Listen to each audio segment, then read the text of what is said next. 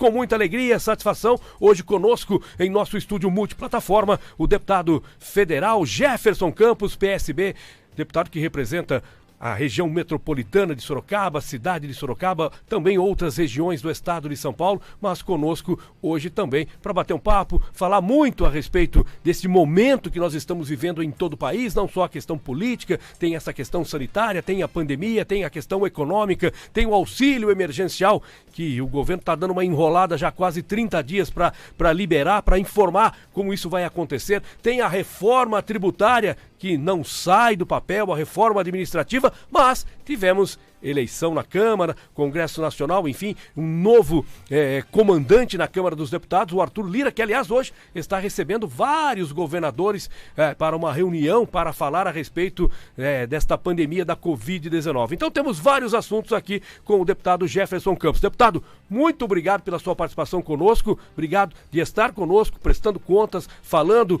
com o ouvinte do Sistema Bandeirantes de Comunicação. Bom dia.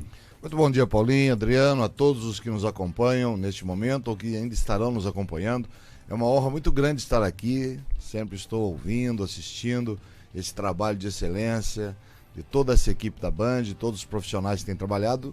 É sempre uma honra, um prazer estar aqui prestando contas do mandato, porque não nos tornando um pouco mais transparentes ainda naquilo que nós exercemos, na nossa função, o que nos é um dever imposto até pelo cargo que ocupamos. Um abraço, estamos à disposição. Deputado, claro que a gente vai falar muito sobre a nossa região metropolitana, essa questão da saúde, Santa Casa, enfim, mas eu quero começar por Brasília, falamos de uma coisa mais macro, mais nacional. Então, duas questões importantes. O senhor vive em Brasília, o senhor já é deputado, já está no quinto mandato como deputado federal, conhece, anda bem, circula por Brasília, sabe como as coisas acontecem. Então, dois assuntos importantes. O auxílio emergencial, que parece que vai fixar em torno de R$250, pelo menos está caminhando para isso. E uma outra questão, claro que é uma questão também importante, hoje mais uma vez aqui, aumento do combustível, quinto aumento, estamos aqui iniciando o mês de março, tem praticamente em 2 meses com 4 aumentos e a gente está sentindo isso na bomba. Enfim, como é que esse assunto também repercute dentro da Câmara dos Deputados? Muito bem colocado por você, 2 assuntos realmente urgentes, relevantes e necessários até para o nosso cotidiano. Quanto ao auxílio emergencial, o ano passado o governo enviou para a Câmara, nós aprovamos até um valor maior do que o presidente havia enviado inicialmente. O custo desse auxílio era em torno de 54 bilhões por mês.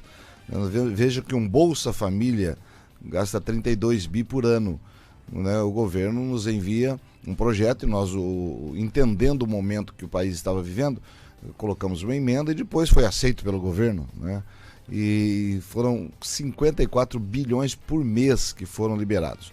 É lógico que isso atendeu a economia, os necessitados fazem com que gire o recurso, Isso deu até à economia nacional um fôlego a mais.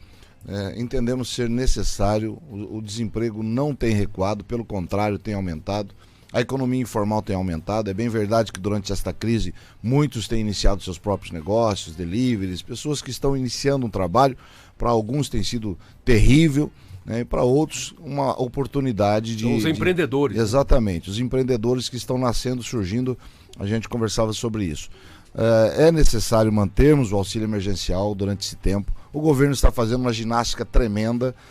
A proposta que hoje tem mais viabilidade, em torno de R$250, pelo menos pelos próximos 4 meses. Nós tínhamos uma dificuldade com a Comissão Mista de Orçamento, que por conta da crise da presidência da Câmara, do final do ano passado, ela não foi instalada ainda. Instalamos agora, semana passada. Sem este orçamento, nós não podemos designar de onde vamos tirar o recurso. Então não basta nós criarmos um auxílio emergencial, nós temos que dizer de onde sairá o recurso para este auxílio emergencial. Estamos debruçados sobre isso, ainda vindo para cá agora, estava assinando as emendas coletivas da bancada paulista para o ano, porque é um complexo das emendas, dos gastos do governo, dos investimentos, tudo isso faz parte de um mesmo orçamento. E a lei de responsabilidade fiscal, que nós mesmos criamos e votamos, ela não permite que eu crie uma despesa sem dizer de onde vai virar a receita. É possível cortar os gastos? É possível. É possível. Nós temos visto exemplos disso em alguns gestores, né, que têm diminuído muito os seus gastos, embora hajam os gastos fixos, né, educação, saúde, o próprio funcionalismo, né, que é hoje a maior carga que nós temos dos recursos da União, do município. O município de Sorocaba, onde estamos, o maior empreendedor desse município é a Prefeitura Municipal de Sorocaba. E quase 50% dos recursos que entram através dos impostos vão para o funcionalismo, para os seus salários. A maior empresa da cidade. É a maior empresa da cidade. Então nós também temos isso. Penso que a maior empresa do Brasil seja o governo federal, né, que quase metade dos seus recursos também vão para o funcionalismo, os aposentados, enfim, tudo isso. Então é possível. Agora é um choque de gestão, e todo choque de gestão ele causa transtornos a algumas pessoas, ele causa algum desconforto àqueles que estão acostumados. Nós temos visto neste governo muitas ações que levam a isso. Agora, é uma máquina muito grande o nosso país, a máquina pública é muito grande, e às vezes esse desconforto gera críticas daqueles que estão sendo, não prejudicados, mas daqueles que estão sendo alinhados com o novo momento. Nós temos visto a necessidade e até algum esforço do governo nesse sentido, e colaborado com tudo aquilo que nós vemos que é necessário para este momento. Agora, deputado, muita expectativa criou-se, principalmente quando o Bolsonaro foi eleito, tal, com a equipe, e a sua equipe econômica liderada pelo ministro Paulo Guedes. Todo o esquema que ele havia colocado, planejamento, ele todo liberal. Mas a gente está sentindo que o Paulo Guedes está ficando pequenininho, a cada dia que passa está diminuindo o espaço dele com o governo. Só falando na pergunta anterior do aumento do combustível, né? É. Eu acabei não entrando, mas já falando da sua muito oportuna pergunta. Os combustíveis realmente, nós vimos agora o presidente trocando o comando da Petrobras, uma canetada numa palavra, talvez faltou um pouco de habilidade, talvez faltou uma forma mais política para fazer isso, né? Vimos que em um primeiro momento as ações, o valor da Petrobras caiu, que já está se recuperando porque é uma questão de mercado e é uma empresa sólida, sem dúvida alguma. Mas nós vemos que realmente uma empresa pública, é lógico que ela tem a função de dar lucro, é lógico que ela não pode ser deficitária, né? Mas a Petrobras é uma empresa também social, né? O ano passado foi um lucro de 7 bilhões de reais. Perdão. No primeiro semestre caiu mais de 40 bilhões e depois no segundo semestre ela se recuperou e deu um lucro no final do ano de 7 bi, que já é um grande avanço, porque no governo anterior, com escândalos, com regulação de preço e tudo mais, nós vimos que o prejuízo desta empresa foi muito grande para o Brasil. Todos nós acompanhamos, não precisamos relembrar esses casos. Então, uma empresa, ela tem que dar lucro, mas ela tem que ter também a sua função social, principalmente uma empresa pública. Então, não adianta termos 7 bilhões de lucro e os preços, né? Só este ano é o 5º aumento. Isso influi diretamente no preço do alimento, nos fretes, isso influi no nosso dia a dia. Diminui o poder de compra da população. Diminui o poder de compra da população, aumenta logicamente a miséria, aumenta a pobreza. Então o presidente, ele decidiu tomar uma medida radical. Assim, olha, eu estou pedindo, o ex-presidente, né, o Castelo Branco, quando é indagado sobre aquele momento, os aumentos que estamos tendo, ele diz, o problema dos caminhoneiros não tem nada a ver comigo, não tem nada a ver com a Petrobras. Nós sabemos que tem a ver, né? Faltou a ele talvez também um pouco mais de polidez e um pouco mais de efetividade. Falou, não, vamos diminuir isso, vamos ver o que está acontecendo, esse atrelamento ao dólar, ao preço internacional, acaba sendo prejudicial a nós. O Brasil produz petróleo, nós temos riquezas, né? Quando descobrimos o pré-sal, o petróleo do pré-sal, foi uma grande revolução e o mundo todo, né, olhando para o Brasil, uma produção gigantesca, e isso não refletiu na bomba, no tanque, isso não refletiu no dia a dia da população. Então, essa grande descoberta do pré-sal acabou se tornando uma descoberta muito pequena. E o outro assunto, Paulo Guedes. Realmente, tá meio sumido. A economia, o nosso presidente, ele tem esse viés, né? Esse condão militar de mandar, de fazer, e não é assim no governo, de um governo, principalmente de um país, de um município, de um estado, não é assim. A gente acaba tendo que tratar politicamente, né? Tratar com os diferentes. É claro que ele tem um estilo dele e chegou assim, é muito difícil alguém que dá certo, você fazer uma crítica pontual, é claro, e pedir que mude, né? O Paulo Guedes é um economista respeitado, tem quem goste, tem quem não goste do estilo, né, do sistema que ele implanta, mas ele realmente tem vivido alguns dias assim que a gente vê muita aflição, calado, introspectivo. Eu não sei não se ele continua muito tempo, viu? Gostaria até que continuasse, mas realmente eu não sei qual vai ser o futuro dele. A gente percebe o seguinte, tudo que ele tentou fazer, ele teve problemas. Claro que a questão da administração Jair Bolsonaro passa pela Câmara dos Deputados, mas com o próprio presidente, a gente percebe que às vezes os dois entram em rota de colisão, com alguns discursos que não convergem, enfim. É uma situação que nós estamos aqui também acompanhando. Agora, com relação ao Arthur Lira, tem alguns já questionamentos aqui, o ouvinte vai participando conosco. Vou pensar um ouvinte aqui, rapidinho, que é o ouvinte José Carlos Araújo. Ele diz o seguinte, ele pergunta o seguinte: deputado, bom dia, o senhor citou agora há pouco que está no 5º mandato, são duas questões. Diz que o presidente não consegue governar sem o apoio do Centrão. O que é o Centrão? O senhor faz parte do Centrão? Olha, o Centrão é uma criação que não é nova. Já durante a Constituição de 88, né, Roberto Cardoso Alves foi quem, ex-deputado, né, falecido, foi quem criou esse termo do Centrão. Haviam duas tendências, uma muito de esquerda, outra muito de direita, e um grupo de deputados que se alinhava mais ao centro no seu pensamento. Eu estou num partido de tendência de esquerda, né, que é o PSB. Eu, às vezes, muitas vezes contrario o meu partido. Por exemplo, na reforma da Previdência, eu votei favorável. O partido me suspendeu por 6 meses das minhas atividades partidárias. Lembramos disso. Porque eu tenho um viés mais liberal na questão da economia e do Estado. Eu acredito que deva ser diminuída a carga que o Estado carrega sobre os seus ombros.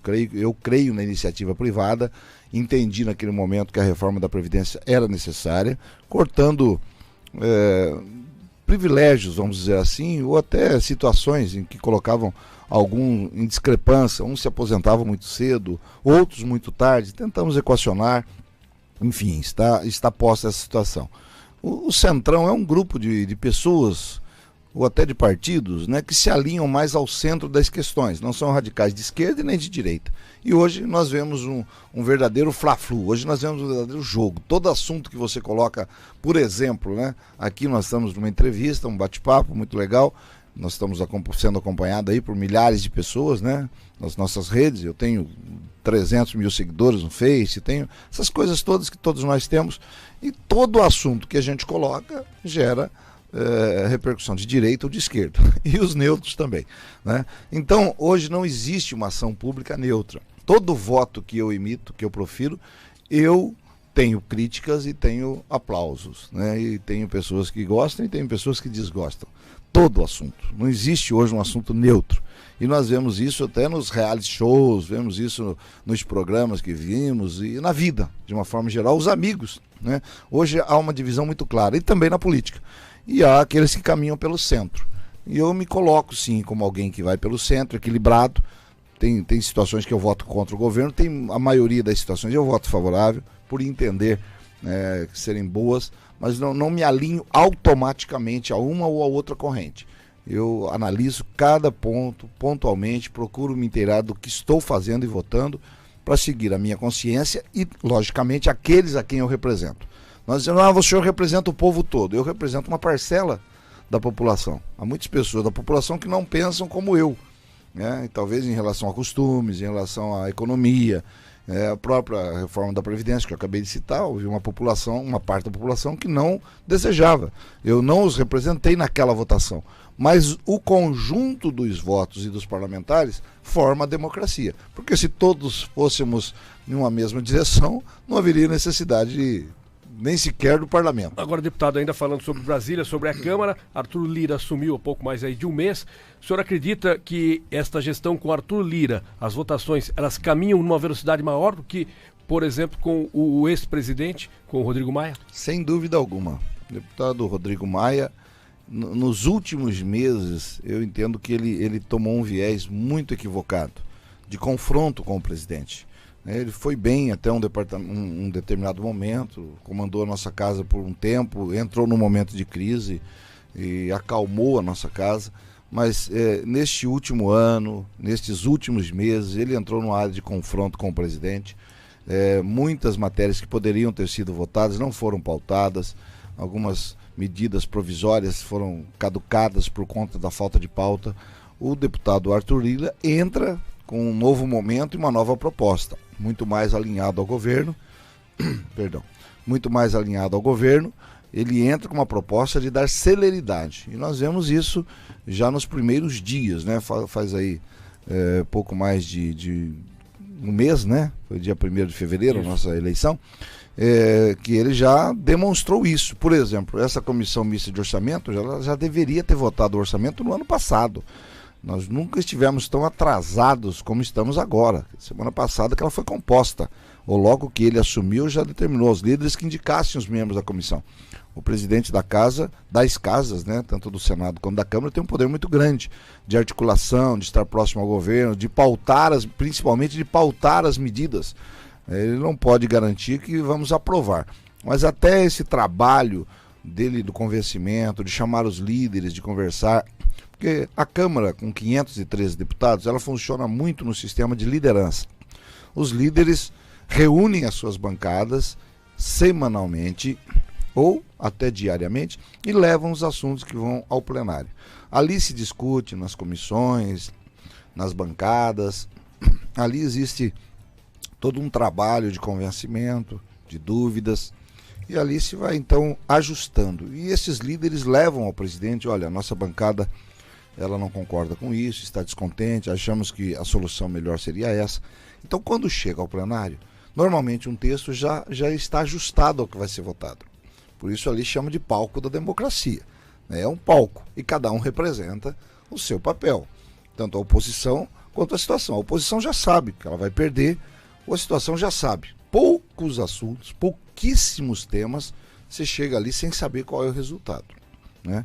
A maioria dos assuntos. O jogo acontece antes, né? O jogo é antes, né? No bastidor, porque ali você discute, você fala, você briga, você reivindica, né? Você rejeita, e o líder leva essa insatisfação ao presidente, diz: olha, melhor não pautar porque a minha bancada não vota. E a somatória vai se somando, realmente é melhor a gente não pautar.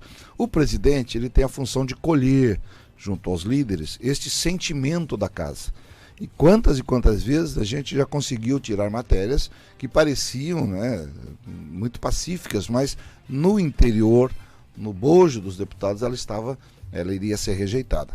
Então o presidente, ele tem esse sentimento de colher junto aos líderes, aos deputados, nós temos o contato com ele, né, às vezes ele nos pergunta, uma pergunta genérica, às vezes específica, mas às vezes genérica. Como vocês estão vendo isso? O que vocês acham disso? Porque às vezes o sentimento só de um líder não resolve, então ele quer ver a coletividade. O presidente Arthur Lira, pode sim dar mais celeridade, e creio, já está dando, aos assuntos que tanto interessam ao governo e principalmente ao país. 8h41, hoje conosco o deputado Jefferson Campos, PSB. Adriano Castor, antes da sua colocação, tem mais uma também importante, claro, que diz respeito à prisão do deputado, né? O deputado é o Daniel Silveira, foi preso, divulgou alguns vídeos, ataques, enfim, e ele está preso em função de uma decisão do STF. Isso foi também para o plenário da Câmara, muitas críticas com relação à decisão na Câmara dos Deputados também. Sua posição enquanto deputado com relação a esta questão, falando do deputado que continua preso. Nós votamos semana passada, na sexta-feira anterior, nós votamos essa questão delicada. O deputado disse coisas que talvez muitos, né, gostariam de dizer. Eu tenho uma forma diferente de falar, você tem a sua forma, né, os nossos queridos jornalistas, até aqueles que estão nos ouvindo, nos assistindo, cada um tem uma forma de expressar. O deputado foi extremamente duro na sua maneira de expressar. E eu tenho dito, Paulo, Castor, todos os nossos amigos que nos acompanham, é o seguinte: esta votação do deputado Daniel Silveira, com quem eu não tenho muito relacionamento, né, sou mais de plenário, é um deputado novo, veio neste bojo, né, desta renovação. A Câmara renovou 53% na última eleição. Deputado do PSL. Do PSL do Rio de Janeiro. E eu tenho dito o seguinte: este julgamento nós fizemos em 2 atos. No meu entendimento, a primeira votação que tivemos agora, eu não estava julgando o deputado Daniel, eu estava julgando o STF. Exato. Agora, do Conselho de Ética, aproximadamente em 45 a 60 dias, o caso dele vai a plenário. Aí então eu vou julgar a atitude do deputado. Então, mas a questão do STF, atitude agora, deputado, eu julguei a atitude do STF. a Câmara aprovou. Mas eu julguei contra. É a opinião do senhor, mas no todo a Câmara aprovou. Eu votei contrário. Né? O meu posicionamento foi contrário, porque eu penso que o STF não poderia ter feito interferir. Isso. Pode processar por calúnia, difamação, ameaça. Um tempo atrás, na reforma da Previdência mesmo, eu dei o meu voto consciente, expliquei porque estava votando, e uma entidade da cidade colocou vários outdoors aqui na cidade com o meu rosto, com as palavras desairosas, né? A meu respeito, traidor, isso tudo. Eu fui à justiça, né? Fui à justiça entendendo que aquilo não era legal. A justiça me disse, deputado, enquanto homem público, todos estamos sujeitos a isso e não podemos fazer nada. O STF também é um órgão público. São pessoas que estão ali nomeadas pelo presidente, votadas pelo Senado para exercer um cargo. Eles não estão acima da lei e das críticas. É claro que se a crítica for além, como eu achei que a crítica a mim era além do que deveria ser, eu fui à justiça. E eles também podem. Né? Olha, o deputado pode ter cometido crime de injúria, de calúnia, de ameaça, ou outros qualquer. Processe o deputado. Envie para o Conselho de Ética da Câmara, olha, eu penso que o deputado... E é o que vai acontecer. Agora, a prisão, no meu entendimento, ela é ilegal, ela fere um princípio democrático de poderes, de autonomia, por isso votei contra a prisão do deputado, né? Entendendo que agora ele já está, inclusive ontem foi notificado no Conselho de Ética, tanto ele quanto o caso da outra deputada, para que ele se defenda e diga, não, o que eu disse não foi bem isso. A outra deputada é a Flor de Lis. A Flor de Lis, né? Enfim, tudo isso que ele vai dizer para que a gente o julgue no plenário. Então, no primeiro julgamento eu votei contra o STF. Agora, no próximo, nós vamos analisar dentro do conjunto probatório para ver como é que nós vamos votar. Essa foi a minha posição. Ele continua preso, pode até sair, e se sair, pode ser que saia com a tornozeleira eletrônica, é a tendência que isso possa acontecer. 8h45, Adriano Castor. Deputado, bom dia, obrigado por atender o jornalismo da Band, o convite. O deputado está sempre de olho em Brasília, mas o outro olho fica na cidade de Sorocaba. O senhor até fez um comentário agora falando que o maior empreendedor hoje é a Prefeitura de Sorocaba, governo federal e tudo mais. Seus olhos na cidade de Sorocaba, deputado, nesses primeiros 2 meses, 3 meses, como é que o senhor está avaliando o trabalho aqui na cidade de Sorocaba? O senhor tem ajudado com emendas na Santa Casa, em Cor? O senhor tem corrido atrás também? Tem muita gente correndo atrás do senhor também no gabinete. Queria que o senhor fizesse uma análise desses 3 primeiros meses na cidade. Olha, muito bom dia. Como você diz, é um olho no peixe e outro no gato, né? A gente corre o estado. Ontem mesmo eu estava em São Paulo, participamos de uma cerimônia no Palácio ontem, na assinatura de um decreto das igrejas, né? Considerando a igreja como uma atividade essencial. Exatamente. Né? Alguns criticam isso, outros concordam, mas eu tive ontem a oportunidade, junto ao governador, de expor a ele, né, que esse decreto, todas as igrejas respeitam, ou devem respeitar, pelo menos temos cobrado isso, né, o distanciamento, o álcool em gel, a medição de temperatura quando se entra para dentro da igreja. Né, todos os protocolos devem ser respeitados, inclusive isso está bem expresso na lei. E eu tive ontem a oportunidade de mostrar um estudo que a revista Veja publicou agora no final do ano, falando da presença na igreja, da fé e da saúde. E a Veja ela cita um estudo divulgado pela SOCESP, que é a Sociedade de Cardiologia do Estado de São Paulo, e é um estudo feito com 368 outras instituições mundiais, e ela cita inclusive um estudo de Harvard, que diz que uma pessoa que frequenta uma igreja, a sua igreja, uma vez por semana, ela tem de 20% a 30% de probabilidade de aumentar a sua sobrevida em 15 anos. Eu citei esse exemplo, e ele também citou o exemplo do pai, quando o pai dele foi psicólogo e fez um estudo parecido com isso, quando estava exilado do Brasil. Então, não é apenas e tão somente uma questão de abrirmos as igrejas. Hoje, todo ser humano é formado de corpo, alma e espírito. Hoje, aumentou-se o número de suicídios, aumentou-se violentamente os casos de depressão, aumentou-se violentamente durante a pandemia as agressões familiares. E, às vezes, o conforto espiritual que a pessoa precisa está numa igreja. Alguém vai dizer, mas eu posso servir a Deus dentro de casa? Claro que pode, em qualquer lugar. Mas a igreja, a coletividade, o estar juntos, o ver, o abraçar, que hoje não podemos mais, mas pelo menos dar um toquinho na mão, sentir uma palavra, Comunhão. um conforto, uma comunhão, independente da sua religião. Não estou falando aqui de uma religião específica, estou falando de fé.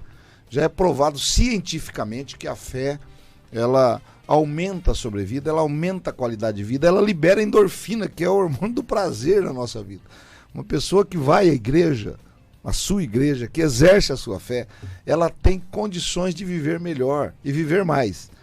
E baseado nisso, esse decreto, ele não se sustentava antes, como estava antes, né? E nós fomos ao governador e solicitamos a ele, eu, o deputado Carlos César, que isso fosse estendido às igrejas, né? Porque nós temos visto, infelizmente, nós temos visto aí exemplos ruins de pessoas aglomerando em festas, em pancadões e tudo mais, mas a igreja tem exercido o seu papel social, não existe nenhuma entidade social maior do que as igrejas, milhões de pessoas são atendidas fisicamente, nós atendemos o corpo, nós doamos, nós temos, vou falar agora da minha entidade, né, qual pertenço, a igreja, ela tem clínica de recuperação, tem asilos, tem escolas, tem creches, né, trabalhamos com crianças, idosos, adultos, acamados, temos os acolhedores, temos células na rua que cuidam das pessoas em situação de rua, e nós não podemos estar fechados a isso, simplesmente dentro de casa. Nós transmitimos também nossas celebrações, né, pela rede, pela internet, pelas mídias, Facebook e tudo mais, mas não poderíamos estar fechado a isso. Então ontem estivemos lá. Na volta já passei, estive em São Roque, conversando com o prefeito, que também está nos solicitando recurso. No nosso gabinete, nosso escritório itinerante, né, que é aqui em Sorocaba, também atendemos centenas, milhares de pessoas. Tudo isso faz parte deste conjunto. E Sorocaba está dentro desse contexto. É a cidade onde eu fui vereador 2 vezes, é a cidade onde eu moro, onde exerço a minha atividade religiosa também. E nós somos, sim, grandes destinadores de recursos para a cidade de Sorocaba. Vou citar aqui o que recentemente mandamos, né? Nós já mandamos R$1.100.000 para o GEPASS em emendas parlamentares ao longo do tempo, R$1.150.000 para o BOS, Banco de Óleos, R$500.000 para a Santa Casa só ano passado, R$300.000 para a Prefeitura. Este ano, a Polícia Militar, o Corpo de Bombeiros, nos pediu 2 viaturas, estamos mandando R$500.000. O prefeito me ligou também se eu não poderia fornecer emendas parlamentares para a compra de unidades para o SAMU, 2 ambulâncias completas para o SAMU, estou destinando R$640.000. Padre Flávio, na nova ampliação ali da Santa Casa, R$350.000, estou destinando emendas. Enfim, nós temos muito trabalho, né? Ao longo do tempo, é claro, até pelo tempo que eu exerço o mandato, eu devo ser o deputado que mais destinou recursos para a área da saúde de Sorocaba, até por conta do tempo de mandato que nós temos. Tudo isso faz parte do nosso trabalho, sem dizer que aqui já atendemos, né, Açoiaba, Votorantim, Peró, Boituva, Salto, toda essa Itu, né, São Roque, toda esta região já foi contemplada com emendas parlamentares do deputado Jefferson Campos. Afinal de contas, também faz parte da nossa função melhorar a vida dos nossos cidadãos. Deputado, 8h51, olha, é sempre muito agradável tê-lo conosco, explicando, falando.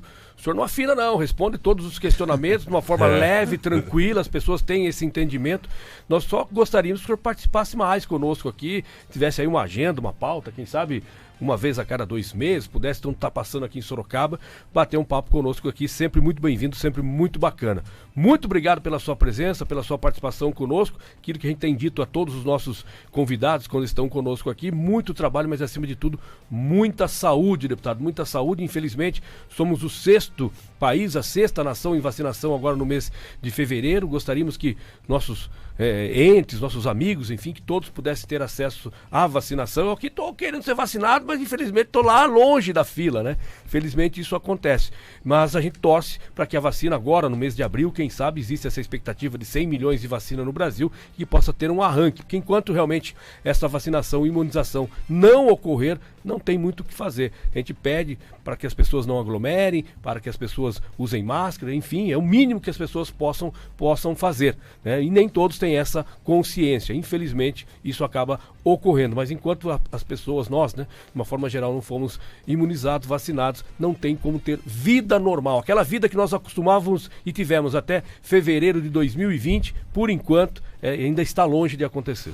Olha, realmente é lamentável, né, o que temos vivido. Eu agradeço, né, pela oportunidade, reconheço, né, até por conta da extensão do nosso mandato, a gente tem voto em quase 600 municípios do estado de São Paulo, dos 645, e isso faz com que a gente esteja num movimento constante, né, viajando quase todo o estado. Reconheço que a gente poderia, né, e vamos tentar estar mais juntos aqui, porque realmente é uma força muito grande esta comunicação. Muito obrigado pela oportunidade que vocês nos dão. Reconheço também esta questão. Ontem, na prestação de contas, o governador dizia de cada 10 vacinas aplicadas no Brasil, hoje, 9 são do Butantan. De cada 10 vacinas, 9 são do Butantan. Né? Então, ele dizia que, olha, nós podíamos ter começado bem antes, bem mais cedo esse trabalho. Poderíamos já estar avançando muito. Não fosse essas questões políticas, que não vêm ao caso neste momento, dos relacionamentos até nossos com a China, que muitos odeiam, muitos criticam, mas hoje estamos dependendo de insumos que vêm de lá ou da Índia. Então, realmente gostaríamos que este processo já estivesse muito mais adiantado. Vamos aqui fazer todo o possível, nosso empenho está sendo feito para que isso aconteça, e a nossa população que se cuide, né, que tome as medidas. Eu tenho um pai de 83 anos de idade. Foi vacinado? Moro com ele, ainda não foi vacinado, ainda é resistente até a máscara, né? É resistente à vacina.